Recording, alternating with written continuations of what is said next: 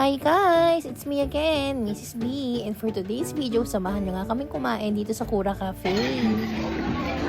Yun, so cold! Pagpasok mo nga sa cafe, very minimalist, malamig at ayan, may mga plants pa sila dyan. Nakaka-relax talaga ang vibe ng cafe.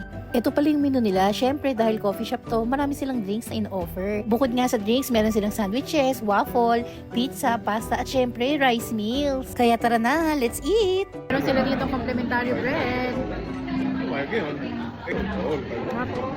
There's onion rings. Okay lang. Quesadillas.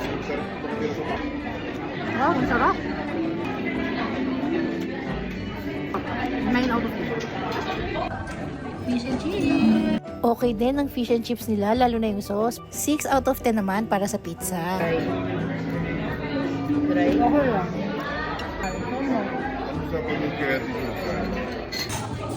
Baby,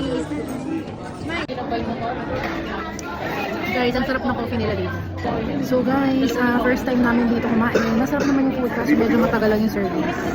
Tikman niyo muna kung ano yung sinasabi ko. Mango shake. With basil kasi yan. Basil. Tignan nyo naman si CPS at talagang mukhang enjoy sa kanyang mango shake. Sarap ba? Ayun lang. Thank you for watching. Bye!